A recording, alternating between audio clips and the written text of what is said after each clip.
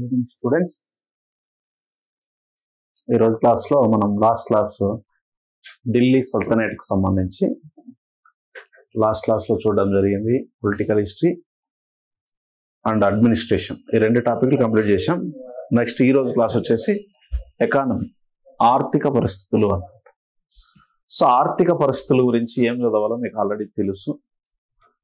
So ఇక్కడ ఒక రాజవంశానికి సంబంధించి మనం ఆర్థిక పరిస్థితులు చదివేటప్పుడు మూడు అంశాల గురించి మనం డిస్కస్ చేయాలని చెప్పుకోవడం జరిగింది.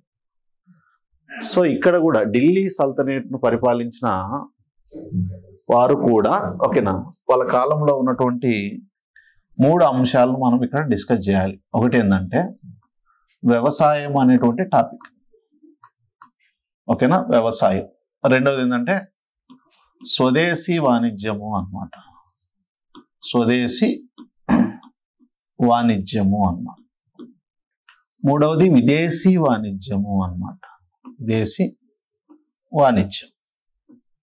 ఈ 3 అంశాల గురించి మనం డిస్కస్ చేస్తే అక్కడికి ఢిల్లీ సుల్తాన్ల కాలం నాటి ఆర్థిక పరిస్థితుల గురించి మనం స్టడీ చేసినట్టు లెక్క. ఓకేనా. సో ఇప్పుడు వ్యవసాయం అనేటువంటి టాపిక్ చూద్దాం. ఓకేనా. సో వీళ్ళకి సంబంధించినటువంటి వ్యవసాయము, అగ్రికల్చర్ అన్నమాట. సో ఫస్ట్ టాపిక్ ఇది ఆర్థిక వ్యవస్థలో ఢిల్లీ సుల్తాన్ల కాలం నాటి ఆర్థిక వ్యవస్థ గురించి మనం డిస్కస్ చేసినట్లయితే ఓకేనా. సో ఏం చదవాలి, దీంట్లో ఏమేమి వస్తుందంటే అసలు ఢిల్లీ సుల్తాన్లు వ్యవసాయానికి ఎంత ప్రయారిటీ ఇచ్చారనేటువంటి విషయం మనకు ఎలా తెలుస్తుంది అంటే వీళ్ళ కాలంలో భారతదేశాన్ని సందర్శించినటువంటి సో విదేశీ యాత్రికులు ఇచ్చినటువంటి సమాచారం అన్నమాట. ఓకేనా. సో విదేశీ యాత్రికులు ఎవరంటే విదేశీ యాత్రికులు, సో విదేశీ యాత్రికులు అన్నమాట. విదేశీ యాత్రికులు ఏం సమాచారం ఇచ్చారు అంటే ఢిల్లీ సుల్తాన్ల కాలంలో వ్యవసాయం అనేది బాగా అభివృద్ధి చెందిన దశలో ఉన్నదని చెప్పారు. ఓకేనా. సో ఢిల్లీ సుల్తాన్ల కాలంలో వ్యవసాయం అనేది చాలా అభివృద్ధి చెందినటువంటి దశలో ఉన్నదని సమాచారం ఇచ్చినటువంటి వ్యక్తులు ఎవరంటే ఫారిన్ ట్రావెలర్స్. సో వీళ్ళ కాలంలో ఎవరెవరు ట్రావెలర్స్ వచ్చారన్నప్పుడు మనకు సో ఏం చెప్పుకోవచ్చు, మనకి ఒకరు వచ్చేసి ఇబాన్ బతుతా అన్నమాట. ఓకేనా.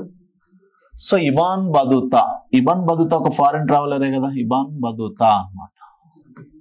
సో ఇబాన్ బతుతా ఈయనే మనకు మెజారిటీ ఢిల్లీ సుల్తాన్ల కాలం నాటి సమాచారం ఇచ్చినటువంటి వ్యక్తిగా చెప్పొచ్చు. ఇతను ఏమన్నాడు, ఢిల్లీ సుల్తాన్ల కాలంలో వ్యవసాయం అనేది చాలా అభివృద్ధి చెందిన దశలో ఉన్నదని పేర్కొన్నాడు అన్నమాట. ఓకేనా. దానికి ప్రధాన కారణం ఏదంటే సో ఈ రాజ్యమునందు అత్యంత సారవంతమైన భూములు ఉండడమే అన్నమాట.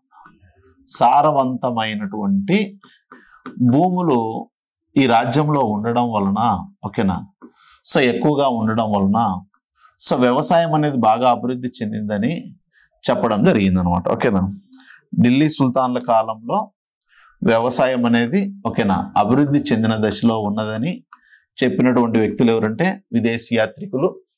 సో విదేశీ యాత్రికులు ఏ విదేశీ యాత్రికులు ప్రముఖమైనటువంటి వ్యక్తిగా మనం చెప్పొచ్చు అంటే ఇబన్ బతుతా అని చెప్పొచ్చు. ఇబన్ బతుతా తను రచించినటువంటి గ్రంథాలు 2 చెప్పుకున్నాం మనం. ఒకటి సో ఏం చెప్పుకున్నాం, ఒకటి కితాబ్ అల్ రిహ్లా అని చెప్పొచ్చు అనమాట. ఒకటి కితాబ్ అల్ రిహ్లా అనమాట, రిహ్లా అనేటువంటి గ్రంథం. సో రెండవది ఏంటంటే బతుతా సఫర్నామా అనమాట, బతుతా సఫర్నామా అనమాట, సఫర్నామా అన్నమాట. ఈ 2 బుక్స్ గుర్తుపెట్టుకోండి దీనికి సంబంధించి. సో కితాబ్ అల్ రిహ్లా, బతుతా సఫర్నామా, ఈ 2 గ్రంథాలను సంకలనం చేసినటువంటి వాడు ఇబాన్ బతుతా. ఇబాన్ బతుతా ఎవరి యొక్క ఆస్థానాన్ని సందర్శించాడంటే మహమ్మద్ బిన్ తుగ్లక్ MBT అన్నమాట. MBT అంటే పూర్తి పేరు రాయకుండా మహమ్మద్ బిన్ తుగ్లక్ అని గుర్తుపెట్టుకోండి. సో మహమ్మద్ బిన్ తుగ్లక్ యొక్క పరిపాలనా కాలంలో మహమ్మద్ బిన్ తుగ్లక్ ఎప్పుడు పరిపాలన చేశాడు, సో ఇప్పుడు 1325 నుంచి స్టార్ట్ అయితే 1351 మధ్య కాలంలో ఆయన రాజ్య పరిపాలన చేశాడు. ఎవరు, మహమ్మద్ బిన్ తుగ్లక్. సో మహమ్మద్ బిన్ తుగ్లక్ యొక్క పరిపాలనా కాలం తీసుకున్నప్పుడు 1325 to 1351 మధ్య కాలంలో ఆయన రాజ్య పరిపాలన చేశాడు. ఈ మధ్య కాలంలో ఎప్పుడంటే 1333 నుంచి 1346 మధ్య కాలంలో సో ఈ భారతదేశంలో ఉన్నాడు. ఎవరు? ఇబ్న్ బతుతా. అసలు ఇబ్న్ బతుతా ఏ దేశానికి చెందినవాడంటే ఆఫ్రికా ఖండంలోని సో మొరాకో దేశానికి చెందినవాడు అని. కాబట్టి మొరాకో ట్రావెలర్ లేదా ఆఫ్రికన్ ట్రావెలర్ గా చెప్పచ్చు. సో ఇతనితో పాటు ఇసామి అనేటువంటి ట్రావెలర్. ఓకేనా, వీళ్ళందరూ కూడా ఏంటంటే సో విదేశీ యాత్రికులు చెప్తాం. వీళ్ళు ఇచ్చినటువంటి సమాచారం మేరకు ఢిల్లీ సుల్తాన్ల కాలంలో వ్యవసాయం అనేది అత్యంత అభివృద్ధి చెందిన దశలో ఉన్నదని, దానికి ప్రధాన కారణం అత్యంత సారవంతమైన భూములు ఉన్నాయని, అత్యంత సారవంతమైన భూములు ఉండడం వల్లే అధిక ఉత్పత్తి, ప్రజలు అత్యధిక ఉత్పత్తిని సాధించగలిగారు. ప్రజలు తమ భూముల్లో ఏం చేశారు? అధిక ఉత్పత్తిని సాధించగలిగారు. అధిక ఉత్పత్తి వల్ల ఏమవుతుంది? సో వాళ్ళు తమ అవసరాలకు ఉపయోగించుకోగా మిగిలిన దాన్ని వ్యాపారం చేసి అమ్మచ్చు అన్నమాట. అమ్మి లాభాలను గడించవచ్చు అన్నమాట.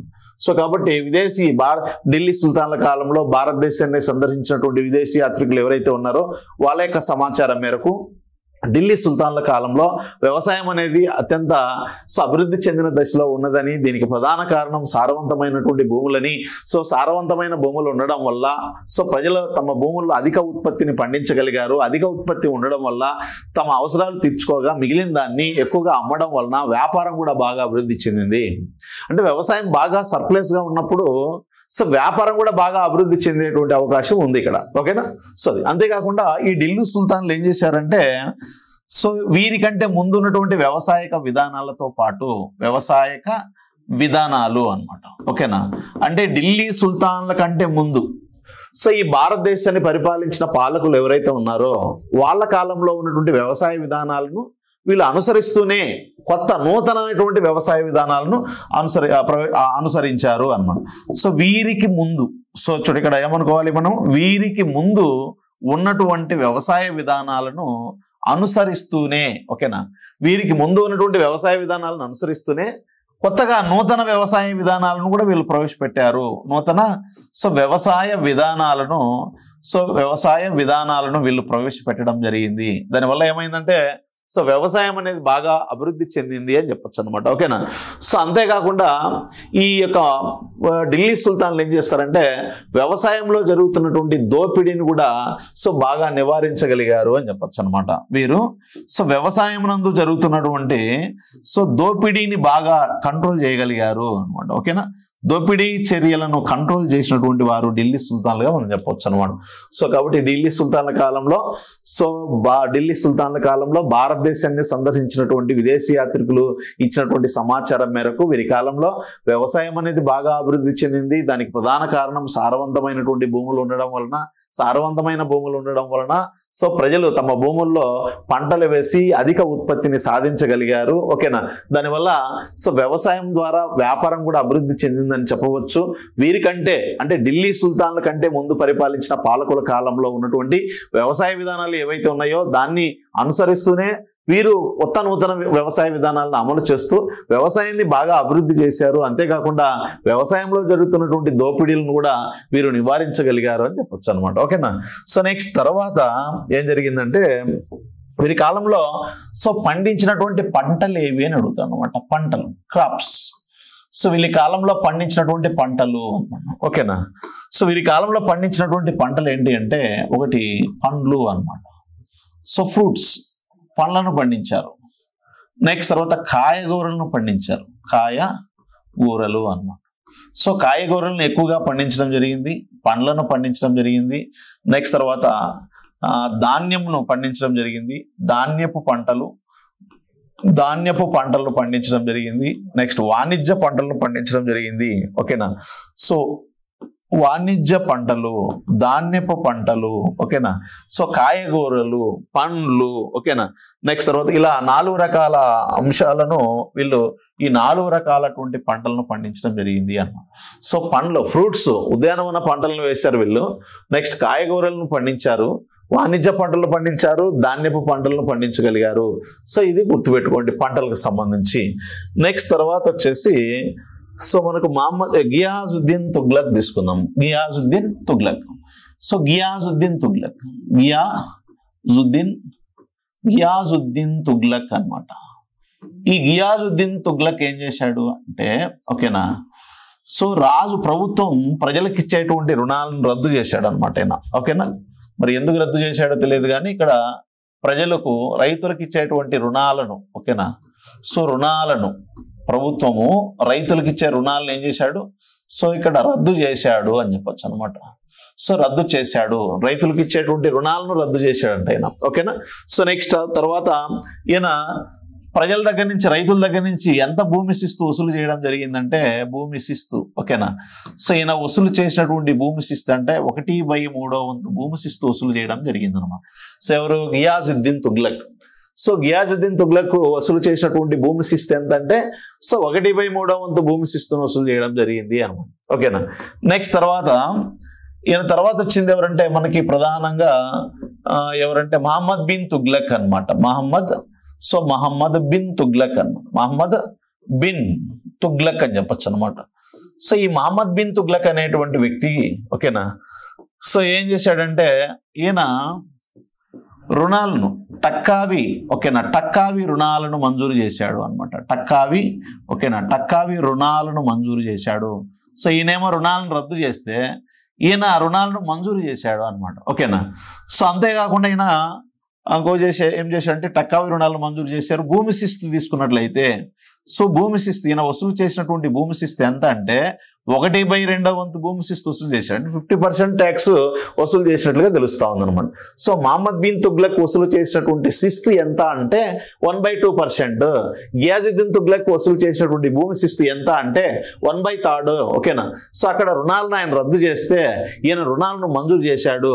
మరి ఈయన చేసినటువంటి రుణాలను ఏమని పిలుస్తారు అంటే టక్కావి రుణాలు అని పిలుస్తాం అనమాట. ఏ రుణాలు? సో టక్కావి రుణాలు అనేటువంటి పేరుతో పిలుస్తారు. ఓకేనా, సో ఎక్కడ ఉన్నటువంటి ప్రజలకంటే చూడండి ఇక్కడ, సో గంగా యమున మైదానాలు ఉన్నాయి కదా, ఈ సారవంతమైనటువంటి భూములు.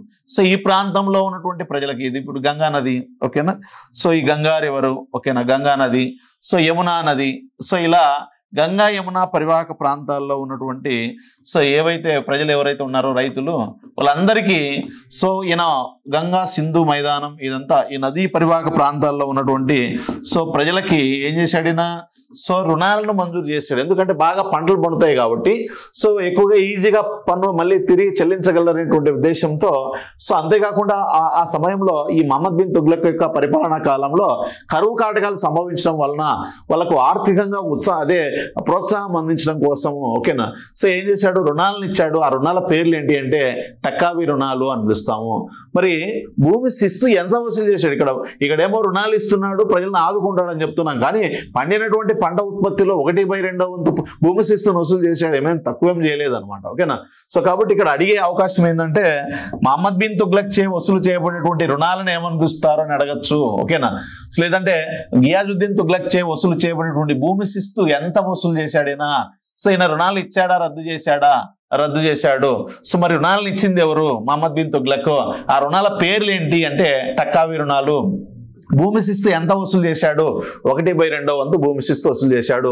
ఏ ప్రాంతంలో ఉన్నటువంటి ప్రజలకు భూమి ఈ యొక్క రుణాలను మంజూరు చేశాడు అంటే గంగా సింధు మైదానంలో. ఓకేనా, సో గంగా సింధు యమున మైదానాలలో నివసించేటువంటి ప్రజలకి సో ఈ భూమి శిస్తు అనేది అక్కడి నుంచి ఆ శిస్తు వసూలు చేశాడు. అంతేకాకుండా రుణాలను కూడా అక్కడ ఉన్నటువంటి ప్రజలకు ఇవ్వడం జరిగింది అని చెప్పొచ్చు. నెక్స్ట్ తర్వాత ఈ యొక్క మహమ్మద్ బిన్ తుగ్లక్ ఒక డిపార్ట్మెంట్ ను కూడా ఏర్పాటు చేయడం జరిగింది. దాని పేరు ఏంటంటే దివానీ ఈ కోహి అనే పేరుతో ఒక అగ్రికల్చర్ వ్యవసాయ శాఖను ఏర్పాటు చేయడం జరిగింది. గుర్తుపెట్టుకోండి ఇక్కడ. సో దివానీ కోహి అనేటువంటి వ్యవసాయ శాఖను ప్రవేశపెట్టింది ఎవడు? ఇప్పుడు ఈరోజు ఉన్నటువంటి అగ్రికల్చర్ డిపార్ట్మెంట్ను ఏర్పాటు చేసినటువంటి ముఖ్యమైనటువంటి వ్యక్తి మహమ్మద్ బిన్ తుగ్లక్. గుర్తుపెట్టుకోండి, వెరీ వెరీ ఇంపార్టెంట్. సో భూమి శిస్తు 1/2 వంతు అంటే 50% ట్యాక్స్. సో రుణాలను టక్కావి రుణాలను మంజూరు చేశాడు. ఏ ప్రాంతంలో ఉన్న ప్రజలకంటే నదీ పరివాహక ప్రాంతం ఉత్తర భారతదేశంలో, అది కూడా గంగా యమున అండ్ సింధు నది పరివాహక ప్రాంతంలో ఉన్నటువంటి ప్రజలకి సో పన్నులు వసూలు ఎక్కువ చేశాడు. అంతేకాకుండా రుణాలను ఇచ్చాడు. ఓకేనా, సో ఈయన ఏర్పాటు చేసినటువంటి శాఖను ఏమనిపిస్తామంటే దివానీ ఈ కోహి అనిపిస్తాం. దివానీ ఈ కోహి, దీన్ని మనం వ్యవసాయ శాఖ అని చెప్పొచ్చు అనమాట. వ్యవసాయ శాఖ, ఓకేనా. సో వ్యవసాయ శాఖ అని చెప్పొచ్చు, ఓకేనా. సో ఇక్కడ ఈయన వసూలు చేసినటువంటి భూమి శిస్తు 1/3 వంతు రుణాలను నేను రద్దు చేశాడు అనేది గుర్తుపెట్టుకోండి అనమాట, ఓకేనా. సో ఇది నెక్స్ట్. తర్వాత వచ్చేసి అంతేకాకుండా ఇక్కడ నీటిపారుదల సౌకర్యాలు కూడా కల్పించారు కదా ఎవరు. సో ఇక ఢిల్లీ సుల్తాన్లు నీటిపారుదల సౌకర్యాలు అని చెప్పొచ్చు అనమాట. పారుదల సౌకర్యాలు అనమాట.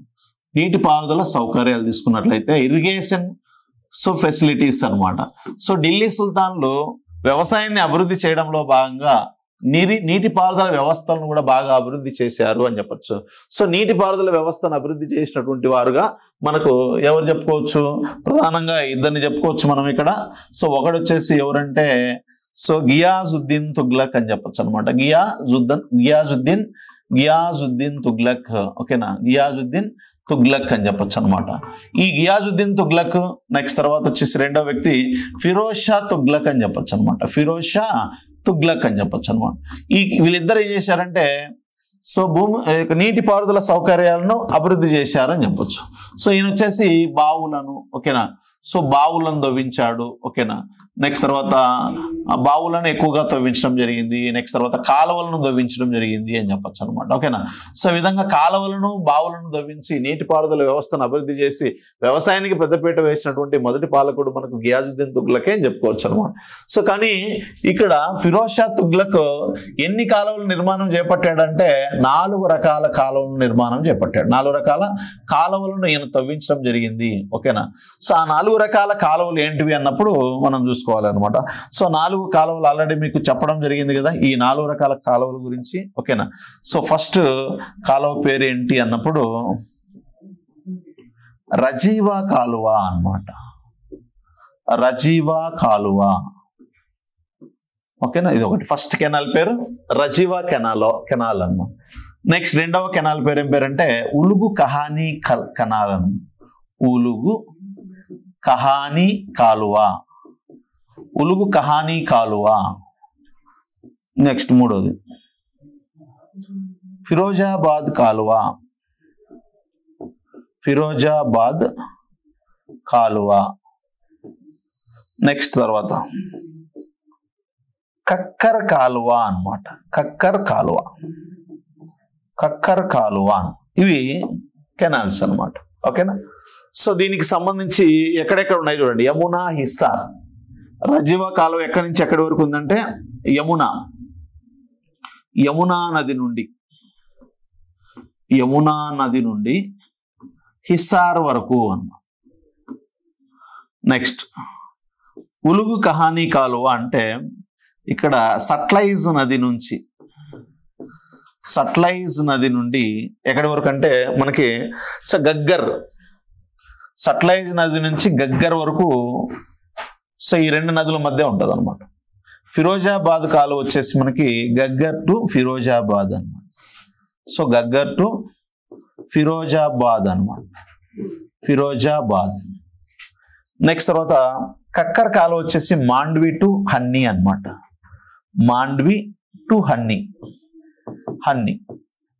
సో ఈ 2 ప్రాంతాలు, ఇక్కడ మాండ్వి అనేది నది అనమాట, ఓకేనా. అక్కడ నుంచి హన్నీ అయినటువంటి ప్రాంతం వరకు సో ఈ కెనాల్ అనేది ఉంటుంది అనమాట, ఓకేనా. ఇంకొకటి ఏంటంటే ఇక్కడ సిర్మూర్ హిల్స్ అంటాం. మాండ్వి అనేది సిర్మూర్ హిల్స్ వద్ద ఉంటుంది అనమాట ఇది, ఓకేనా. సిర్మూర్ హిల్స్ అనమాట, గుర్తుపెట్టుకోండి. ఇక్కడ ఈ 4 కెనాల్స్, ఒకటి ఈ 4 కెనాల్స్ ను గుర్తుపెట్టుకోండి, చాలా చాలా ఇంపార్టెంట్.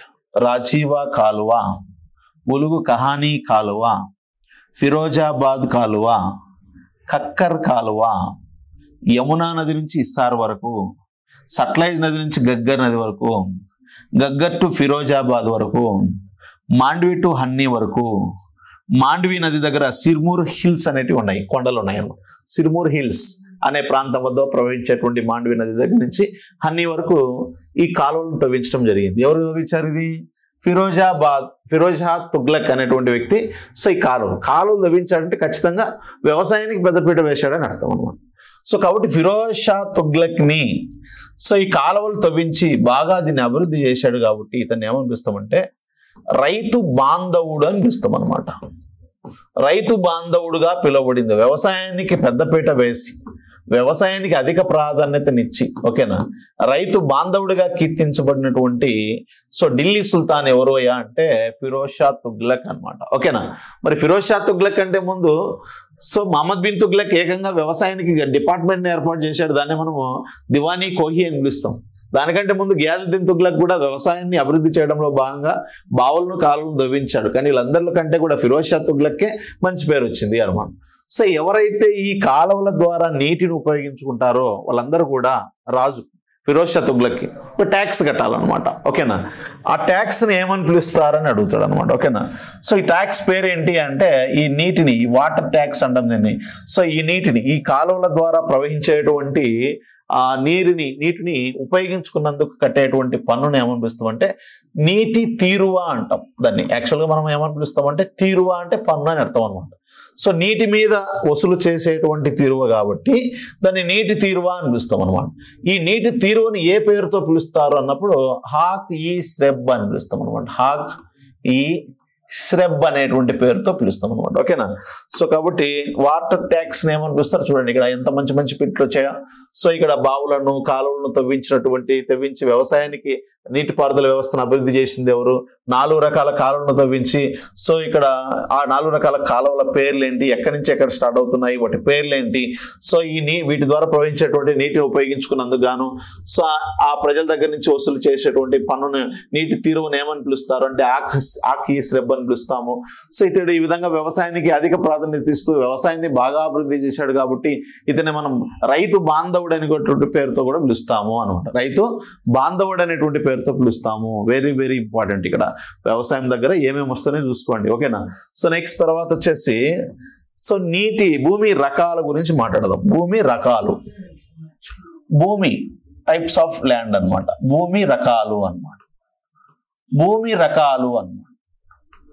ఢిల్లీ సుల్తాన్ల కాలంలో ఏదైతే సాగు భూమి ఉందో మొత్తం ఇదంతా కూడా మనం ఢిల్లీ సుల్తాన్ల కాలం నాటి సో భూమి అనుకుందాం. మొత్తం టోటల్ ల్యాండ్ అనుకుందాం. ఢిల్లీ సుల్తాన్ల కాలం నాటి భూమి ఇది. ఓకేనా. సో ఈ భూమిని ఢిల్లీ సుల్తాన్లు ఏం చేశారంటే 3 రకాలుగా విభజించారు. ఓకేనా. సో ఎన్ని రకాలుగా విభజించారు? సో 3 రకాలుగా విభజించడం జరిగింది అన్నమాట. సో దీన్ని ఏమని పిలుస్తామంటే మొదటి రకం భూమి అంటాం. దీన్ని మొదటి రకం భూమి అన్నమాట. మొదటి రకం. ఓకేనా. నెక్స్ట్ ఇదేమో రెండవ రకం భూమి అన్నమాట. రెండవ రకం భూమి అని చెప్పచ్చు అనమాట. సో ఇదేమో మూడవ రకం భూమి అన్నమాట. మూడవ రకం భూమి అన్నమాట. సో ఇక్కడ మొదటి రకం భూమిని ఏమని పిలుస్తారు అంటే ఇక్కడ మొదటి రకం భూమిని ఏ పేరుతో పిలుస్తామంటే ఓకేనా ఒకటి ఇక్తా భూములు అని పిలుస్తాం అనమాట. ఇక్తా భూములు. మొత్తం రాజ్యంలో ఉన్నటువంటి భూములను ఎన్ని రకాలుగా విభజించారు? 3 రకాలుగా విభజించారు. మొదటి రకం భూమిని ఏమంటున్నాం? సో ఇక్తా భూములని పిలుస్తాం అనమాట. సో రెండవ రకం భూములను ఏమని పిలుస్తారంటే చాలీసా భూములు చాలీసా భూములు అని పిలుస్తాం అనమాట. ఈ చాలీసా భూములనే మనం ఏమని పిలవచ్చు అంటే ప్రభుత్వ భూములని కూడా పిలవచ్చు. గవర్నమెంట్ ల్యాండ్స్ ఇవి ప్రభుత్వ భూములు అని పిలవచ్చు అనమాట. ప్రభుత్వ భూములు అన్నమాట. ప్రభుత్వ భూములు అన్నమాట. వీటిని మనం రాజభూములని కూడా పిలుస్తాం అనమాట. రాజభూములు అన్నమాట. సో ప్రభుత్వ భూములు రాజ్య భూములు అని కూడా పిలుస్తాం అనమాట. ఓకేనా. సో కాబట్టి ఇక్కడ చూడండి, ఇక్కడ రాజ్య భూములన్నా ప్రభుత్వ భూములన్నా చాలీసా భూములన్నా ఒకటే. ఇది ఒక రకమైనటువంటి ల్యాండ్ అన్నమాట. మొత్తం ఢిల్లీ సల్తనట్ అనేటువంటి రాజ్యంలో ఏదైతే భూమి ఉందో ఆ భూమిని 3 రకాలుగా విభజించడం జరుగుతుంది. సో ఒక రకం భూమిని ఇక్తా భూములు అని పిలుస్తాం. రెండవ రకం భూమిని చాలీసా భూములు అనేటువంటి పేరుతో పిలుస్తాము అనమాట. ఓకేనా. సో నెక్స్ట్ తర్వాత వచ్చేసి మూడవ రకం భూమిని ఏమని పిలుస్తామంటే సో ఈనాం భూములు అంటాం. ఏం భూములు? ఈనాం భూములు అన్నమాట. ఈనాం భూములు అని పిలుస్తాం. సో ఈనాం భూములు అన్నమాట. ఓకేనా. ఇక్కడ చూడొచ్చే మూడవ రకం వచ్చేసి ఈనాం భూములు అని పిలుస్తాం అనమాట. ఈనాం భూములు అని చెప్తాం అనమాట. సో ఈనాం భూములు ఏదైనా రకం మూడవ రకం అని చెప్పచ్చు అనమాట. థర్డ్ టైప్ అన్నమాట. మూడవ రకం భూమి. సో మూడవ రకం భూమిని ఈనాం భూములు అనిపిస్తాం. సో రెండవ రకం భూమిని ఏమనిపిస్తాం అంటే చాలీసా భూములు అనిపిస్తాం. మొదటి రకం భూములను ఏమనిపిస్తాం అంటే ఇక్తా భూములు. అట్లా ఏం లేదు, 1, 2, 3 ఏం లేదు కానీ 3 రకాలను గుర్తుపెట్టుకోండి, ఓకేనా. సో ఇక్తా భూములని, చాలీసా భూములని, ప్రభుత్వ భూములని, వాటిని రాజ్య భూములని ఒకే పేరుతో పిలుస్తాము. నెక్స్ట్ ఇనాం భూములని పిలుస్తాం, ఇక్తా భూములు. ఇలా 3 రకాలుగా ఉంటాయి అనేది గుర్తుపెట్టుకోండి. ఇది మొదటి రకం అంటే మళ్ళీ ఫస్ట్ గ్రేడ్ అనుకుంటారు, ఇది వేరు, ఓకేనా. ఇక్కడ ఏం లేదు, ఇది కూడా తీసేయండి, ఎన్ని వద్దులేండి, ఓకేనా. సో ఈ విధంగా 3 రకాల భూములు ఉన్నాయి అనేది గుర్తుపెట్టుకోండి చాలు. 3 కలర్లో ఉన్నాయి కాబట్టి కన్ఫ్యూజ్ అయ్యే అవకాశం ఉండదులేండి. ఈనాం భూములు, ఓకేనా.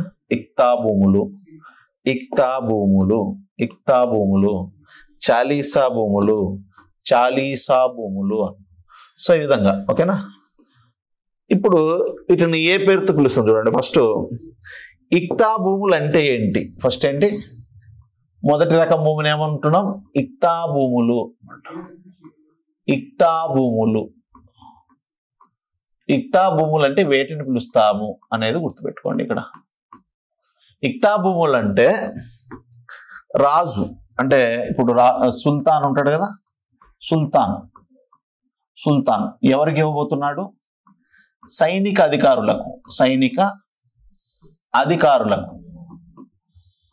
అధికారులకు ఇవ్వబడినటువంటి భూములను, ఓకేనా, గుర్తుపెట్టుకోండి. ఇక్కడ సుల్తాను ఎవరికి ఇవ్వబోతున్నాడు? సైన్యాధిపతులకు లేదా సైనిక అధికారులకు ఇవ్వబడినటువంటి భూములను, ఓకేనా. సుల్తాను సైనిక అధికారులు, తమ వద్ద పనిచేసేటువంటి సైన్యాధిపతులు ఉంటారు కదా, వాళ్ళకి ఇచ్చినటువంటి భూములనే మనం ఏమని పిలుస్తాం? ఇక్తా భూములు అని పిలుస్తాం. మరి వీళ్ళకి నెలసరి జీతం కానీ సాంవత్సరిక జీతం కానీ ఉండదు. ఇక్కడ నెల మనం జీతం ఇస్తారు కదా ఉద్యోగులకి, ఉన్నత స్థాయి ఉద్యోగులకి జీతాలు ఇవ్వకుండా జీతాలకు బదులుగా భూములను ఇవ్వడాన్ని ఏమనిపిస్తామంటే ఇక్తాలు అంటాం, అంతే, ఇంకేం లేదు ఇక్కడ, ఓకేనా. సో నెక్స్ట్ తర్వాత ఇది మొదటి రకం భూమి. సో రెండవ రకం భూమిని ఏమనిపిస్తామంటే, ఓకేనా, రెండవ రకం భూమిని ఏమనిపిస్తామంటే చాలీసా భూములు అని పిలుస్తాం. చాలీసా భూములు అని చెప్పొచ్చు. చాలీసా భూములు అంటే ఏంటివంటే, ఓకేనా, చాలీసా భూములు అంటే ఏంటివంటే ఇక్కడ సుల్తాను యొక్క ఆధీనంలో ఉన్న భూములు, సుల్తాను యొక్క ఆధీనంలోని భూములు అని చెప్పొచ్చు అనమాట. ఆధీనంలోని భూములు అనమాట. సుల్తాన్ యొక్క ఆధీనంలో ఉన్నటువంటి భూములను ఏమనిపిస్తామంటే, సుల్తాన్ యొక్క ఆధీనంలో ఉన్నటువంటి భూములను ఏమనిపిస్తామంటే చాలీసా భూములు అనేటువంటి పేరుతో పిలుస్తాం అనమాట, ఓకేనా. చాలీసా భూములు, సుల్తాన్ యొక్క ఆధీనంలో ఉన్నటువంటి భూములను ఏమనిపిస్తాం? చాలీసా భూములు అనిపిస్తాం అనమాట, ఓకేనా. నెక్స్ట్ తర్వాత వచ్చేసి మూడోది తీసుకుందాం. మూడో రకం భూమిని ఏమంటున్నాం? ఈనాం భూములు అంటున్నాం కదా, ఈనాం భూములు అన్నమాట. ఈనాం భూములు అంటే ఏంటంటే సుల్తాన్ అనేటువంటి వ్యక్తి, ఓకేనా, సుల్తాను ఎవరికి ఇస్తాడంటే, ఓకేనా, సుల్తాన్ అనేటువంటి ఎవరికి ఇస్తాడంటే మత సంస్థలకు ఇస్తాడు అనమాట. మత సంస్థలకు ఇస్తాడనమాట. మత సంస్థలకు, మత గురువులకు, నెక్స్ట్ తర్వాత పవిత్రమైన వ్యక్తులకు, ఇలా 3 రకాల వ్యక్తులకు చూడండి. ఇక్కడ మత సంస్థలకు ఇస్తున్నాడు. సో మత గురువులకు ఇస్తున్నాడు సుల్తాన్, పవిత్రమైనటువంటి వ్యక్తులకు ఇస్తున్నాడు. ఇలా సుల్తాన్ నుంచి మత సంస్థల ఆధీనంలో ఉన్నటువంటి భూములను సుల్తాన్ దానం ఇవ్వకుండా వాటికి ఇవ్వగా ఈ మత సంస్థలకు, మత గురువులకు, పవిత్రమైనటువంటి వ్యక్తులకు ఇవ్వగా వాళ్ళ యొక్క ఆధీనంలో ఉన్నటువంటి ల్యాండ్ని ఏమనిపిస్తామంటే ఈనాం ల్యాండ్ అంటాం, ఓకేనా. ఈనాం భూములు అంటే సో దానంగా ఇవ్వబడినటువంటి భూములు మత సంస్థలకు, మత గురువులకు, పవిత్రమైనటువంటి సంస్థలకు ఇవ్వబడినటువంటి భూములను ఏమనిపిస్తామంటే ఈనాం భూములు అని పిలుస్తాం. అలా కాకుండా రాజు సుల్తాన్ యొక్క ఆధీనంలోనే ఉన్న భూములను ఏమనిపిస్తామంటే చాలీసా భూములు అనేటువంటి పేరుతో పిలుస్తాం. సో సుల్తాన్ అనేటువంటి వ్యక్తి తమ కింద పనిచేసేటువంటి ఉన్నత స్థాయి ఉద్యోగులు ఎవరైతే ఉన్నారో ప్రధానంగా సైన్యాధికారులు, సైన్యాధిపతులు, సో వీళ్ళకు జీతం ఇవ్వకుండా, ఓకేనా, జీతం ఇవ్వకుండా ఏమిస్తున్నాడు? సో సైనిక అధికారులకి జీతం ఇవ్వకుండా, ఓకేనా, భూములను ఇస్తున్నాడు అనమాట. మరి ఆ భూములు ఎలా వచ్చాయి? ఈయన పక్క రాజ్యం మీద దండయాత్రకు వెళ్ళినప్పుడు ఆ దండయాత్ర చేసినటువంటి రాజ్యం మీద ఆయన విజయం సాధిస్తే ఆయన కొన్ని భూభాగాలను ఆక్రమించుకుంటాడు కదా. అలా ఆక్రమించుకున్నటువంటి భూములను ఈయన ఇస్తున్నాడు. ఎవరికి ఇస్తున్నాడు? సైన్యాధిపతులకు ఇస్తున్నాడు. అలా తన భూములని ఆక్రమించినటువంటి భూములను ఏం చేస్తాడంటే సైనిక అధికారులకు జీతాలు ఇవ్వకుండా భూముల్ని ఇచ్చాడు అనమాట. ఓకేనా? సో అలాంటి భూములు, అలా సైనిక అధికారుల యొక్క ఆధీనంలో ఉన్నటువంటి కొంత భూమి ఉంటుంది అనమాట. అలాంటి భూములను మనం ఇక్తా భూములను పిలుస్తాము అన్నమాట. ఇప్పుడు ఎగ్జాంపుల్, కొంతమంది మన ఢిల్లీ సుల్తాన్లు ఏం చేస్తారంటే ఇప్పుడు ప్రధానంగా ఇక్తా వ్యవస్థ గురించి ఏందనేది మనం చూద్దాం. ఓకేనా? సో మరి చాలీసా భూములు అంటే ఏంటంటే ఇప్పుడు ఎగ్జాంపుల్ రాజు ఆధీనంలో భూమి ఉంటుందండి. ఓకేనా? సో రాజు ఆధీనంలో ఉన్నటువంటి భూమిని ఇప్పుడు ఎగ్జాంపుల్ నేనే తీసుకుందాం. సుల్తాన్ యొక్క సుల్తాన్ దగ్గరికి వెళ్ళి ఆయన యొక్క ఆధీనంలో ఉన్నటువంటి ఒక 5 ఎకరాల భూమిని తీసుకొని నేను పంట పండించా. ఓకేనా? పంట పండించిన తర్వాత పంట ఉత్పత్తిలో కొంత నేనేం చేస్తా, ప్రభుత్వానికి గట్టి కొంత నేను వాడుకుంటా. ఓకేనా? సో ఏదైతే ప్రభుత్వానికి వచ్చిందో ఆ యొక్క ఇన్కమ్, ఓకేనా, ఆ ఇన్కమ్ను దేనికోసం ఖర్చు పెడతారంటే రాజభవనాలు ఉంటాయి కదా, ఆ రాజభవనాల యొక్క మెయింటెనెన్స్ కానీ, రాజగృహాల యొక్క మెయింటెనెన్స్ కానీ, ఓకేనా, సో ఇలాంటి వాటి యొక్క మెయింటెనెన్స్ కోసం ఉపయోగించినటువంటి సో ఇక్కడ రాజసభలు, ఓకేనా, సో రాజసభలు లేదా రాజగృహాలు అంటే రాజ నివాసాలు, నెక్స్ట్ తర్వాత రాజసభల యొక్క మెయింటెనెన్స్ కోసము ఆ యొక్క ధనాన్ని ఖర్చు పెట్టడం జరిగింది. గుర్తుపెట్టుకోండి, ఇక్కడ రాజుల యొక్క లేదా సుల్తాన్ అనాలి, ఇక్కడ మనం రాజు అనేది అనుకుంటే కూడా సుల్తానుల యొక్క ఆధీనంలో ఉన్నటువంటి భూములను ఎవరైతే తీసుకొని సాగు చేసుకుంటారో ఆ సాగు చేసుకున్నటువంటి వారు పండినటువంటి పంట ఉత్పత్తిలో కొంత సో తాము ఉపయోగించుకొని, అదే వచ్చినటువంటి ఆదాయాన్ని తాము ఉపయోగించుకొని కొంత ఏం చేస్తారంటే సో సుల్తాన్కు పే చేస్తారు. అలా సుల్తాన్కు ప్రభుత్వానికి వచ్చినటువంటి ఆదాయం ఏదైతే ఉందో ఆ సుల్తాన్ ఏం చేస్తారంటే తనకు వచ్చినటువంటి ప్రభుత్వ భూముల నుంచి వచ్చినటువంటి ఆదాయాన్ని రాజసభ అంటే ఇక్కడ రాయల్ ప్యాలెస్ ఉంటుంది కదా, దాని యొక్క సభలో సో జరిగేటువంటి కార్యక్రమాల మెయింటెనెన్స్ కోసం ఏం చేయడం జరుగుతుంది. అంతేకాకుండా రాజగృహాలు ఉంటాయి కదా, సో రాణి గృహాలు, రాజగృహాలు, వాటి యొక్క మెయింటెనెన్స్ కోసము ఆ యొక్క ధనాన్ని యూజ్ చేయడం జరుగుతుంది అనమాట. ఓకేనా? నెక్స్ట్ తర్వాత ఈనాం భూములు అన్నమాట. సో ఇంకా తెలిసిందే మీకు, సుల్తాను మత సంస్థలకు, మత గురువులకు, పవిత్రమైనటువంటి సంస్థలకు దానంగా ఇవ్వబడినటువంటి భూములను మనం ఈనాం భూములు అని పిలుస్తాం. ఓకేనా? సో ఇది 3 రకాల భూముల గురించి మనం మాట్లాడామన్నమాట. సో ఇప్పుడు ఇక్తా వ్యవస్థ అంటే ఏందో చూద్దాం. ఇక్తా వ్యవస్థ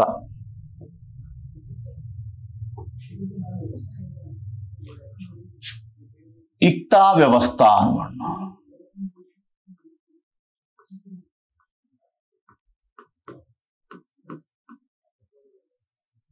ఇక్తా వ్యవస్థ యాక్చువల్గా ఇక్తా వ్యవస్థ అనేది ఫస్ట్ ఇది భారతదేశం. ఈ భారతదేశాన్ని పరిపాలిస్తే ఎవరున్నారు? సుల్తాన్లు ఉన్నారు ఇక్కడ. ఓకేనా? ఇక్కడ ఎవరున్నారంటే ఢిల్లీ సుల్తాన్లు ఉన్నారు. ఢిల్లీ సుల్తాన్లు. ఓకేనా? సో ఈ సైడ్ వచ్చేసి మనకి ఇదంతా కూడా మధ్య ఆసియా అని చెప్పచ్చు. ఓకేనా? మధ్య ఆసియా అని చెప్పచ్చు. యాక్చువల్గా ఇక్తా అనేటువంటి పద్ధతి, ఓకేనా, ఇక్తా అనేటువంటి పద్ధతి ఎక్కడ అమల్లో ఉండేది అంటే మధ్య ఆసియాలో ఇక్తా అనేటువంటి పద్ధతి అమల్లో ఉందమ్మా. ఓకేనా? అంటే భారతదేశం కంటే ముందు పర్షియా దేశంలోనే ఈ ఇక్తా పద్ధతులు అనేవి అమల్లో ఉన్నాయి మధ్య ఆసియాలో. ఓకేనా?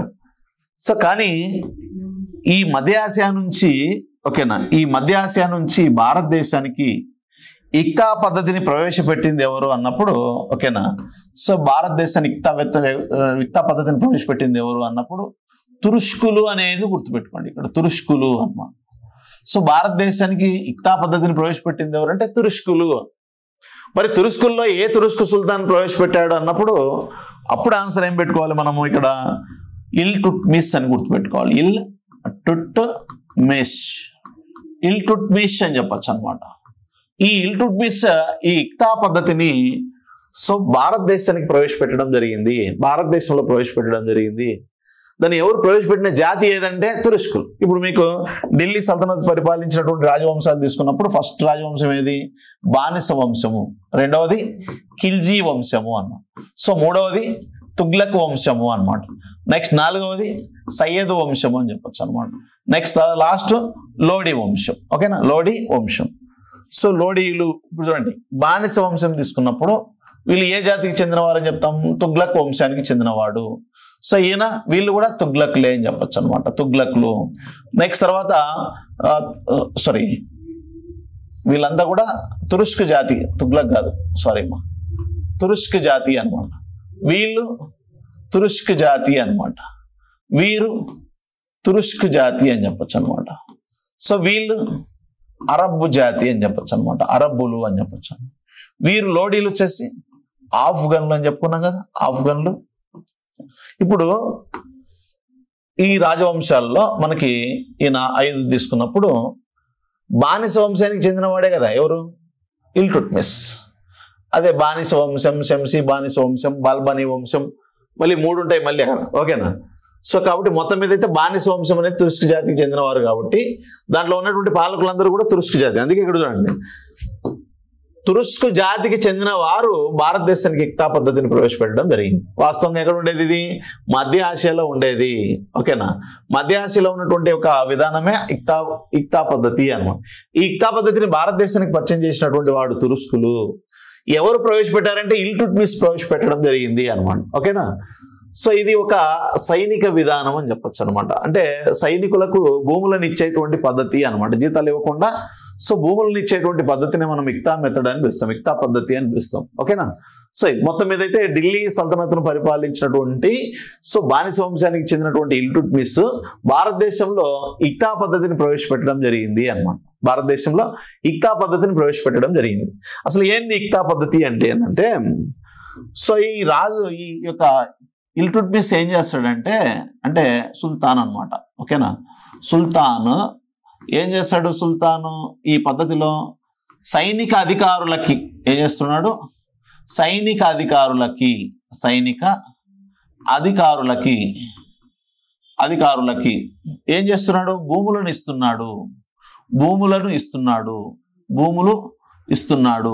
దేనికి బదులుగా సైనిక అధికారులకి దేని ఇవ్వడం లేదునా, సో జీతాలు ఇవ్వడం లేదు, జీతాలు అనేటివి ఇవ్వడం లేదు ఈయన, ఓకేనా. జీతాలకు బదులు ఏమి ఇస్తున్నాడు, భూములను ఇస్తున్నాడు. సో ఈ భూములు ఏ రూపంలో ఉన్నాయంటే ఇక్తాల రూపంలో ఉన్నాయి అన్నమాట, ఇక్తాల రూపంలో ఉన్నాయి. ఇప్పుడు ఒక సైన్యాధిపతికి భూమిని ఎప్పుడైతే ఇస్తాడో, ఓకేనా, సో ఆయన ఆ ఇక్తా రూపంలో భూమిని ఇస్తున్నాడు కాబట్టి, ఇప్పుడు ఎగ్జాంపుల్ నేను ఒక సైన్యాధిపతిని, ఇల్టుట్మిస్ యొక్క సైన్యాధిపతిని నేను అనుకుందాం, ఓకేనా. సో ఆయన దగ్గర నుంచి నేనేం చేశానంటే కొంత భూమిని పొందాను.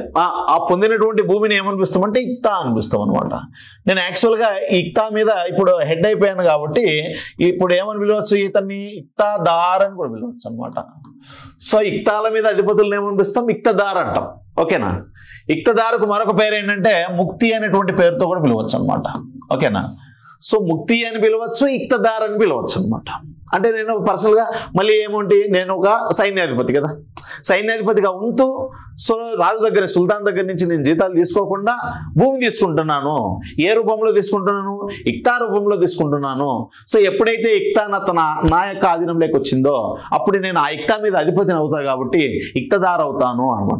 సో అంతేకాకుండా దానికి ఇంకొక పేరేంటి, ముక్తి అనేటువంటి పేరుతో కూడా పిలుస్తాము అనమాట. కాబట్టి ముక్తి అన్నా ఇక్తదార్ అన్నా అంటే ఇక్కడ సైన్యాధిపతులే ఇక్తదారులు అవుతారు, సైన్యాధిపతులే ముక్తిలు అవుతారు అనేది గుర్తుపెట్టుకోవాలి మనం, ఓకేనా. సో ఇప్పుడు చూడండి, సుల్తాన్ ఏం చేస్తున్నాడు, సైనిక అధికారులకు జీతాలు ఇవ్వడం లేదు, భూములను ఇస్తున్నాడు. సో ఆ భూములను ఏ రూపంలో ఇస్తున్నాడు అంటే ఇక్తాల రూపంలో ఇస్తున్నాడు.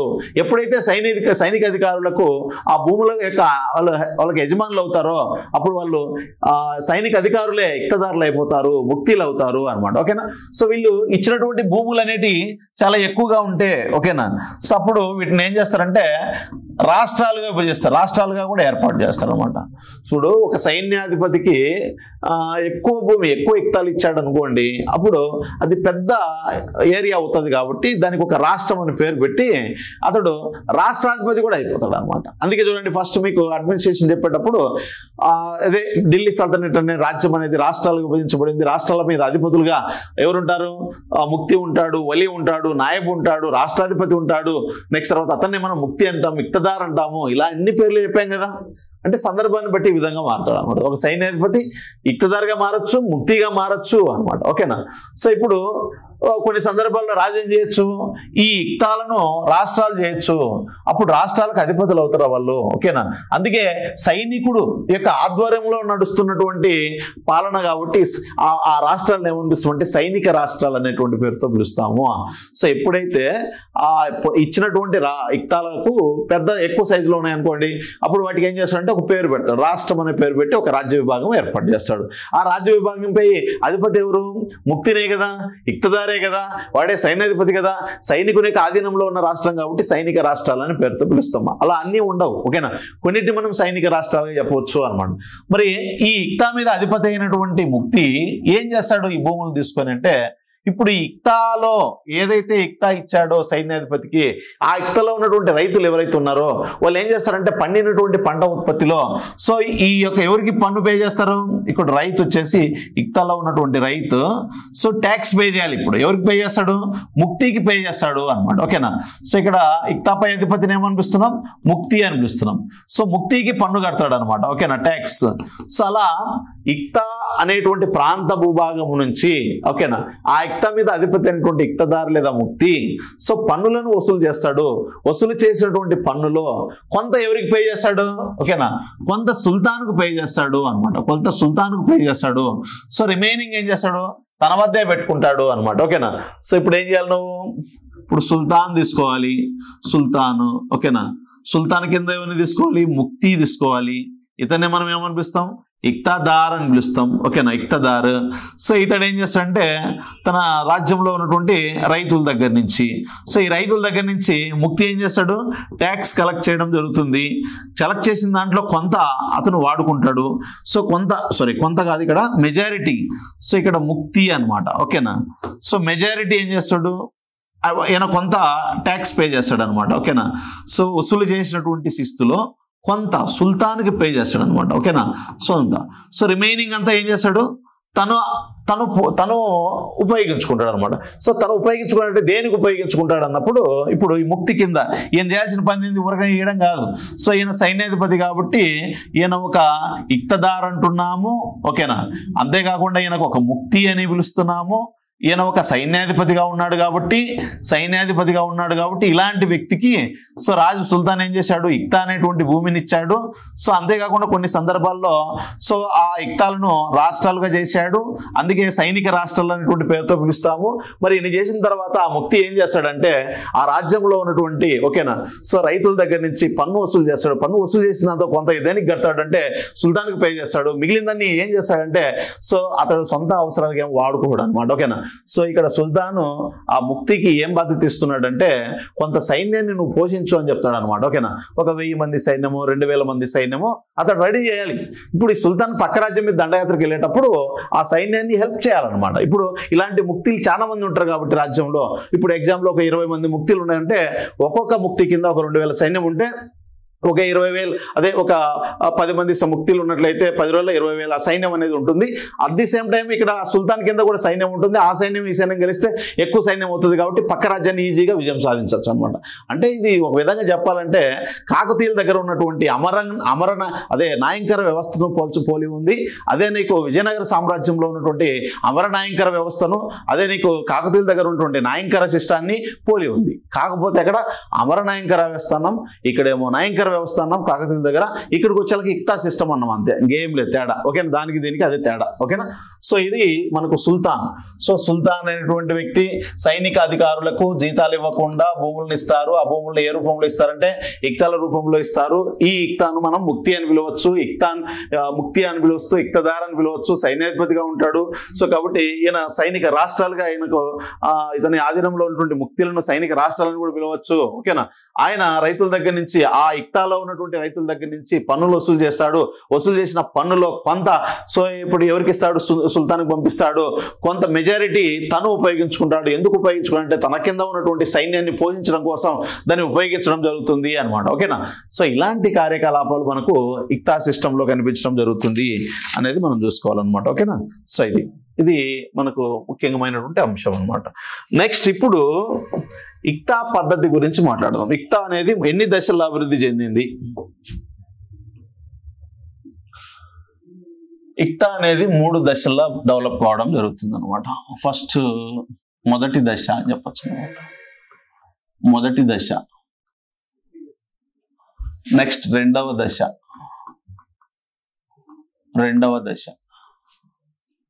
నెక్స్ట్ తర్వాత 3వ దశ అనమాట. 3వ దశ. సో దేని గురించి మాట్లాడుతున్నాం మనం? ఇక్తా పద్ధతి అని పిలుస్తాం. ఏ పద్ధతి ఇది? ఇక్తా పద్ధతి మనకు 3 దశల్లో డెవలప్ కావడం జరిగింది అని చెప్పొచ్చు అనమాట. ఎన్ని దశల్లో? 3 దశల్లో అభివృద్ధి చెందడం జరిగింది. మొదటి దశ టైం పీరియడ్ తీసుకున్నప్పుడు ఎంత తీసుకోవచ్చు ఇక్కడ? సో 1210వ సంవత్సరం నుంచి ఓకేనా 1290 వరకు ఈ కాలాన్ని తీసుకోవచ్చు అనమాట. సో ఇక్కడ 1210 ఎందుకు తీసుకున్నాను నేను? ఇల్టుట్మిస్ యొక్క టైం పీరియడ్ అది ఓకేనా. నెక్స్ట్ రెండవ టైం పీరియడ్ తీసుకున్నప్పుడు రెండవ దశ ఏంటంటే 1290వ సంవత్సరం నుంచి సో 1351 వరకు తీసుకున్నాను ఓకేనా. నెక్స్ట్ తర్వాత 1351 నుండి 1526 మధ్య కాలంలో తీసుకున్నాను అనమాట. ఇది ఈ మధ్య కాలంలో ఈ యొక్క సైనిక విధానం ఎలా ఉందో చూడాలి మనం ఓకేనా. అంటే భూములు ఇవ్వడం జరిగింది కానీ అది ఎవరికి ఇస్తున్నారు? సైనికులకే కదా. కాబట్టి ఈ సైన్యానికి ఉపయోగం అనమాట ఈ పద్ధతి వల్ల అనేది ఇక్కడ మనం గమనించాలి ఓకేనా. సో ఇక్కడ ఈ దశలో ఓకేనా ఈ దశలో ఏం జరుగుతుందో చూద్దాం. ఈ దశలో ఈ యొక్క ఇక్తా పద్ధతిని ప్రవేశపెట్టింది ఎవరు అన్నప్పుడు ఇల్టుట్మిస్ అని చెప్పచ్చు. ఇల్టుట్మిష్ అన్నమాట. ఇల్టుట్మిష్ అనేటువంటి వ్యక్తి ఈ దశలో సో ఇక్తా పద్ధతిని ప్రవేశపెట్టడం జరిగింది అని. ఈ పద్ధతిని ఎవరు ప్రవేశపెట్టారు? ఇల్టుట్మిష్ ప్రవేశపెట్టాడు. సో ఆయన రాజ్యాధికారానికి వచ్చింది కూడా 1210వ సంవత్సరంలోనే కదా. సో 1206 నుంచి 10 వరకు ఎవరు ఉన్నాడు? కుతుబుద్దీన్ ఐబక్ ఉన్నాడు.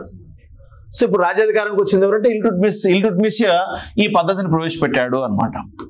ఈ పద్ధతిలో ఓకేనా ఈ పద్ధతిలో సుల్తాన్ అనేవాడు ఎవరికి? సైన్యాధిపతులకి. ఎవరికి? సైన్యాధిపతులకి అధికారులకి ఏమిస్తారు? భూములను ఇస్తారు అనమాట. గుర్తుపెట్టుకోండి ఇక్కడ సుల్తాన్ అనేటువంటి వ్యక్తి సైన్యాధిపతులకు అధికారులకు జీతాలు ఇవ్వకుండా ఏమిస్తున్నాడు? భూములను ఇస్తున్నాడు. ఇది ఈ దశలో జరిగినటువంటి కార్యక్రమం అనమాట ఓకేనా. సో నెక్స్ట్ తర్వాత ఓకేనా ఈ సైన్యాధిపతులు ఈ అధికారులు సుల్తాన్ నుంచి పొందినటువంటి భూమిని ఏ రూపంలో పొందడం జరిగిందంటే భూమిని పొందడం జరిగింది. ఆ భూమిని ఏమని పిలుస్తారు అంటే ఇక్తా అని పిలుస్తాం అనమాట. నేను చెప్పాను ఆల్రెడీ ఓకేనా. సో ఇలా ఇక్తా నుంచి ఈ అధికారులు కానీ సైన్యాధిపతులు కానీ ఏం వసూలు చేస్తారు? భూమి శిస్తును వసూలు చేస్తారు అన్నమాట. ఈ శిస్తులో కొంత సుల్తానుకు కొంత సైన్య పోషణ కోసం తమ కింద ఆయన వాళ్ళు తయారు చేస్తున్నారు కదా సైన్యాన్ని, నూతన సైన్యాన్ని తయారు చేస్తున్నారు కదా, ఆ సైనిక పోషణ కోసం ఖర్చు పెడతారు అన్నమాట ఓకేనా. సో కానీ ఈ దశలో ఓకేనా ఈ దశలో సుల్తాన్ ఒకరి నుంచి ఒకరికి ఇవ్వడం చాలా అరుదు అనమాట.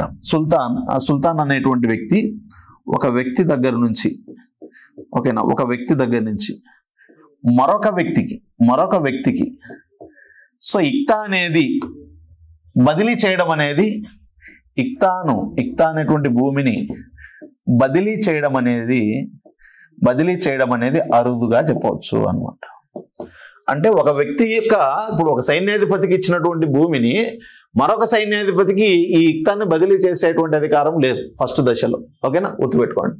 సో 1210 నుంచి 1290 మధ్య కాలంలో ఇక్తా అనేటువంటి పద్ధతి యొక్క పరిస్థితి ఏంది అన్నప్పుడు సో ఇక్తాను ప్రవేశపెట్టింది ఇల్టుట్మిష్. ఈ ఇల్టుట్మిష్ అంటే ఇంకా తర్వాత వచ్చిన వాళ్ళందరూ కూడా దీన్ని కంటిన్యూ అవుతారు కాబట్టి ఓకేనా.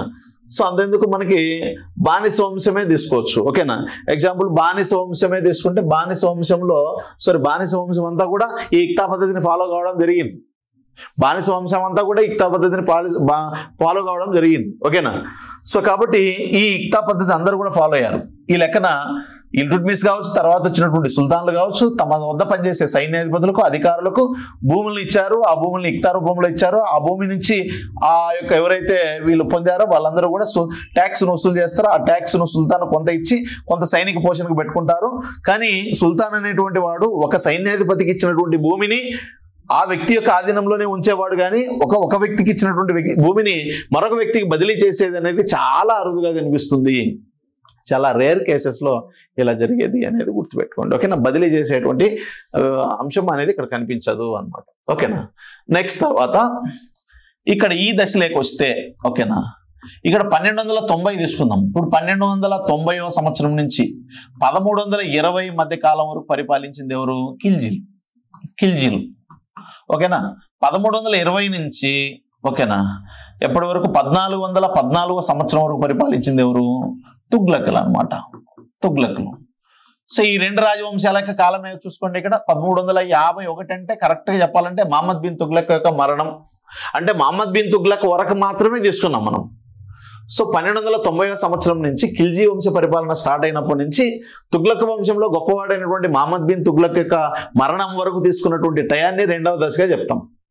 మరి ఈ రెండవ దశలో ఓకేనా, ఈ రెండవ దశలో ఈ ఇక్తా పద్ధతిలో ఓకేనా ఖిల్జీ వంశస్థులు కావచ్చు, నెక్స్ట్ తర్వాత తుగ్లక్ వంశస్థులు కావచ్చు, ఈ ఇక్తా పద్ధతిలో కొన్ని మార్పులు తీసుకురావడం జరిగింది అనమాట. కొన్ని సో ఇక్తా పద్ధతిలో ఓకేనా మార్పులు తీసుకొచ్చారు వీళ్ళు ఓకేనా, కొన్ని చేంజెస్ చేశారు అని చెప్పచ్చు అనమాట. ఓకేనా, సో ఆ చేంజెస్ చేశారు అనమాట. ఓకేనా, సో ఏం చేంజెస్ చేశారంటే ఒకటి ఏంటంటే ఇప్పుడు ఎగ్జాంపుల్ ఖిల్జీలు తీసుకుందాం, రెండు రాజవంశాలు తీసుకుందాం దీంట్లో ఈ టైం పీరియడ్లో. ఫస్ట్ ఖిల్జీ వంశం తీసుకుంటే సో రెండవది తుగ్లక్ వంశం అని చెప్పచ్చు అనమాట.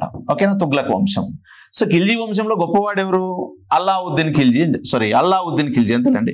సో అల్లావుద్దీన్ ఖిల్జీ అని చెప్పచ్చు అనమాట, అల్లావుద్దీన్ ఖిల్జీ. అదే తుగ్లక్ గొప్పవాడు ఎవరుంటే ఎంబీటీ మహమ్మద్ బిన్ తుగ్లక్ అనమాట. సో ఈయన ఏం చేశాడు ఇక్తాకి సంబంధించి అంటే, ఇప్పుడు యాక్చువల్గా సుల్తాన్ ఏం చేయాలి? సుల్తాన్ అనేటువంటి వ్యక్తి ఎవరికి? అదే మనకి సైన్యాధిపతులకి నెక్స్ట్ అధికారులకి ఏం చేసేవాడు ఇంతకుముందు ఇక్కడ? సో వీళ్ళకు ఏం చేసేవాడు? భూమిని ఇచ్చేవాడు, ఏమి ఇవ్వకుండా, జీతాలు ఇవ్వకుండా భూమిని ఇచ్చేవాడు. కానీ ఇప్పుడు ఆ భూములను ఇచ్చే పద్ధతిని స్టాప్ చేసి పడేస్తారు అనమాట ఈ దశలో. ఓకేనా, సో ఈ దశలో ఇప్పుడు సైన్యాధిపతులకు ఏమి ఇవ్వడం మొదలుపెట్టారు? జీతాలను ఇవ్వడం మొదలుపెట్టారు. సో జీతాలను ఇవ్వడం మొదలుపెట్టారు. మరి ఇదే నీ భూములను ఇవ్వడం అనేది రద్దు చేశారు అన్నమాట. అంటే భూములు అంటే ఇక్తాలను ఇవ్వడం రద్దు చేసినట్టే కదా. కాబట్టి ఇక్తాల రూపంలో భూములను ఇచ్చేటువంటి పద్ధతిని రద్దు చేసినటువంటి రాజు ఎవరంటే అల్లావుద్దీన్ ఖిల్జీ. ఓకేనా, మరి ఇక నుంచి సైన్యాధిపతులకు కావచ్చు, అధికారులకు కావచ్చు డైరెక్ట్ నగదు రూపంలోనే జీతం ఇవ్వడం మొదలు పెట్టేశారు అనమాట. ఓకేనా, సో దీన్ని ప్రవేశపెట్టింది, దీన్ని స్టార్ట్ చేసింది ఎవరు? ఖిల్జీ. ఓకేనా, అంతేకాకుండా ఈ మహమ్మద్ బిన్ తుగ్లక్ వచ్చి ఏం చేశాడంటే అసలు భూమి శిస్తు ఎంత వసూలైంది? ఓకేనా, సో ఈ రకమైనటువంటి భూమి శిస్తు కాకుండా మామూలు సాధారణంగా భూమి శిస్తు ఎంత వసూలైనటువంటి భూమి శిస్తులో ఎంత ఖర్చు అయింది, నెక్స్ట్ తర్వాత ఎంత వసూలైంది, ఎంత ఖర్చు అయింది అనేది జమాలకలు కరెక్ట్ గా మెయింటైన్ చేయమని చెప్పేసి సో అధికారులను ఆదేశించడం జరిగింది అనమాట. ఎవరు? మహమ్మద్ బిన్ తుగ్లక్. సో ఈ రెండు మార్పు ఈయన ఏం చేస్తున్నాడు? భూమి శిస్తు యొక్క లెక్కలు ఓకేనా, ఎంత వసూలైంది, ఎంత కలెక్షన్ అయింది, ఎంత ఖర్చు పెట్టారు, ఎంత మిగిలింది అనేటువంటి లెక్కలు అనేవి ఇంతవరకు చూసుకునేవాళ్ళు కాదు, అందాజుగా వెళ్ళేవాళ్ళు. కానీ దాన్ని మెయింటైన్ చేయండి, ఆ రిజిస్టర్ మెయింటైన్ చేయండి అని చెప్పింది ఎవరంటే మహమ్మద్ బిన్ తుగ్లక్ అనమాట. సో జీతాలు ఇవ్వడం అనేది స్టార్ట్ చేశాడు, నెలసరి జీతాలు ఇవ్వడం స్టార్ట్ చేశాడు. నెక్స్ట్ తర్వాత భూములను సో ఇవ్వడం స్టాప్ చేశాడు ఎవరు? సో మన అల్లావుద్దీన్ ఖిల్జీ. అందుకే ఇతన్ని ఇక్తా పద్ధతి రద్దు చేశాడు, ఇక్తా పద్ధతిని ప్రవేశపెట్టాలని చెప్తాం కానీ మనం ప్రతి బుక్లలో కూడా అదే చదువుతాం మనం. ఓకేనా, ఇక్తా పద్ధతి ప్రవేశపెట్టింది ఎవరంటే ఇల్టుట్మిస్, రద్దు చేసిందంటే సో అల్లావుద్దీన్ ఖిల్జీ, అది అందరికి తెలుసు. ఓకేనా, సో ఏంది దాని యొక్క దాని యొక్క స్ట్రక్చర్ ఏంది అన్నప్పుడు సో ఇది ఇక్తా అంటే ఇది ఈ విధంగా ఉంటుంది. ఓకేనా, సో కాబట్టి ఎలా రద్దు చేసేయగలిగాడంటే సో ఇక నుంచి జీతాలు ఇవ్వడం మొదలుపెట్టాడు, నెలసరి జీతాలు ఇవ్వడం మొదలుపెట్టాడు. నెక్స్ట్ తర్వాత భూములను ఇవ్వడం రద్దు చేశాడు కాబట్టి ఇక్తా పద్ధతి క్యాన్సిల్ అయిపోయినట్టే లెక్క. ఓకేనా, సో మరి దానికి ప్రత్యామ్నాయ మార్గం అనేది ఉంటుంది ఈజీగా. ఓకేనా, సో కాబట్టి నెక్స్ట్ ఇది ఈ దశలో. కానీ ఈ దశలో ఏం జరిగిందంటే ఒక వ్యక్తి యొక్క ఆధీనంలో ఉన్నటువంటి భూమిని మరొక వ్యక్తి యొక్క ఆధీనంలోకి తీసుకెళ్లొచ్చు అనమాట. ఓకేనా, అంటే సో ఇక్తా పద్ధతి లేకపోయినప్పటికీ ఇక్కడ సో ఇంకొకరికి బదిలీ అయ్యే అవకాశం ఉందని చెప్పచ్చు అనమాట. ఓకేనా, ఇక్కడ భూమి సో ఒకవేళ ఇస్తే ఓకేనా, జీతాలకు బదులుగా జీతాలు ఇస్తున్నారు కాబట్టి ఓకేనా, సో ఒకవేళ కొన్ని సందర్భాల్లో ఇచ్చినట్లయితే అవి ఒకరి నుంచి ఒకరికి బదిలీ చేయొచ్చు అనమాట. ఓకేనా, సో ఆ బదిలీ చేసేటువంటి ఆప్షన్ ఇక్కడ ఉంది. ఇక్కడ బదిలీ చేసేటువంటి అధికారం ఒకసారి ఇచ్చిన తర్వాత మళ్ళీ వేరే వాళ్ళకి ఇస్తే వాళ్ళు ఫీల్ అవుతారు కదా. కాబట్టి ఇక్కడ కూడా ఏమవుతుందంటే ఇక్కడ బదిలీ చేసే అవకాశం ఉంది, ఇక్కడ బదిలీ చేయని అవకాశం ఉంది అని చెప్పచ్చు అనమాట. ఓకేనా, అది. సో నెక్స్ట్ కొన్ని సందర్భాల్లో ఇప్పుడు ఎగ్జాంపుల్ ఇక్కడ మత సంస్థలు కావచ్చు, లేకపోతే ముఖ్యమైనటువంటి వ్యక్తులు కావచ్చు, అదే మంచి వ్యక్తులు, గొప్ప వ్యక్తులు కావచ్చు, అలాంటి వారికి ఇచ్చినటువంటి భూముల్లో ఒకరి నుంచి ఒకరికి బదిలీ చేయొచ్చు. ఇలాంటి సిచ్యువేషన్ ఇక్కడ కనిపిస్తుంది. సో నెక్స్ట్ తర్వాత మూడవ దశలో, ఈ మూడవ దశ ఎక్కడి నుంచి స్టార్ట్ అవుతుందంటే యాక్చువల్గా సో మనకి ఫిరోజ్ షా తుగ్లక్ దగ్గర నుంచి స్టార్ట్ అయ్యి మనకి ఇబ్రహీం లోడి వరకు ఉన్నటువంటి కాలాన్ని మనము మూడో దశగా చెప్పొచ్చు. సో యాక్చువల్గా ఇక్కడ ఇక్తా పద్ధతి అనకూడదు, కానీ ఇక్తా పద్ధతి పేరు మారి జాగీర్దారీ పద్ధతి అనేది అవుతుంది ఇక్కడికి వచ్చాక. ఓకేనా. సో ఇక్కడ ఈ ఫిరోజ్ షా తుగ్లక్, ఈ దశలో మనకు ఫిరోజ్ షా తుగ్లక్ కనిపిస్తాడు. ఫిరోజ్ షా తుగ్లక్ అని చెప్పొచ్చు అనమాట. ఫిరోజ్ షా తుగ్లక్ అనమాట. ఓకేనా. ఈ ఫిరోజ్ షా తుగ్లక్ ఏం చేస్తాడంటే, ఇప్పుడు సుల్తాన్ అనేటువంటి వాడు సో ఎవరికి, సైన్యాధిపతులకి, నెక్స్ట్ తర్వాత అధికారులకి ఇంతకుముందు ఏమి ఇచ్చేవారు, సో భూమి ఇచ్చేవారు కదా. ఓకేనా. భూములు, వాటిని ఈనాములు అన్నాం, ఇక్తాలు అన్నాం కదా. కానీ ఇక్కడ ఏం లేదు, ఇక్కడ పేరు మారుతుంది అంతే. ఇక్తాన్ అనకుండా మళ్ళీ తిరిగి ఏం చేస్తాడంటే జాగీర్లు అనేటువంటి సో వాటిని ప్రవేశపెట్టడం జరిగింది. కాబట్టి జాగీర్దార్ పద్ధతిని ప్రవేశపెట్టినటువంటి వాడు ఎవరంటే ఫిరోజ్ షా తుగ్లక్. అంటే భూములను ఇక్తాల రూపంలో ఇవ్వడం వేరు, జాగీర్లుగా ఇవ్వడం వేరు అనమాట. జాగీర్లుగా ఇవ్వడం అనేది ఎక్కడ స్టార్ట్ అవుతుంది, ఫిరోజ్ షా తుగ్లక్ దగ్గర స్టార్ట్ అవుతుంది అనమాట. సో ఇక్తాలు ఇవ్వడం ఎక్కడ స్టార్ట్ అవుతుంది, ఇల్టుట్మిస్ దగ్గర. కానీ ఇక్తాలు రద్దు చేసింది ఎవరు, మనకు అల్లావుద్దీన్ ఖిల్జీ అనమాట. జీతాలు ఇచ్చే పద్ధతిని ప్రవేశపెట్టింది ఎవరు, అల్లావుద్దీన్ ఖిల్జీ అని చెప్పొచ్చు అనమాట. ఓకేనా. సో ఇక్కడ ట్యాక్స్ కలెక్షన్, ఖర్చు పెట్టడము, నెక్స్ట్ తర్వాత కలెక్షన్ కావచ్చు లేదా ఎక్స్పెండిచర్ కావచ్చు, సో మిగులు. ఓకేనా. సో ఇదంతా కూడా చూడడానికి కోసం ఒక లెక్కలు మెయింటైన్ చేయమని చెప్పింది ఎవరు, సో మహమ్మద్ బిన్ తుగ్లక్ అని చెప్పొచ్చు అనమాట. సో ఫిరోజ్ షా తుగ్లక్ ఇక్తా అనేటువంటి పద్ధతి స్థానంలో ఇప్పుడు కొత్తగా ఒక నూతన పద్ధతి తీసుకొచ్చాడు, జాగీర్దారీ పద్ధతి అనిపిస్తాం. అంటే భూములను జాగీర్లుగా ఇచ్చేటువంటి పద్ధతి ఇక్కడ స్టార్ట్ అయిపోయింది అని చెప్పొచ్చు అనమాట. ఓకేనా. సో ఇది ఒక రకమైనటువంటి సైనిక విధానం అనే చెప్పుకోవచ్చు అనమాట. ఓకేనా. సో ఇది కాకపోతే ఇది అంత పాపులర్ కాలేదు. చూడండి, ఇక్తా పద్ధతి అయినంత పాపులర్ అది కాలేదు అని చెప్పుకోవచ్చు అనమాట. ఓకేనా. సో ఇది వ్యవసాయానికి సంబంధించినటువంటి అంశము అనమాట. ఓకేనా.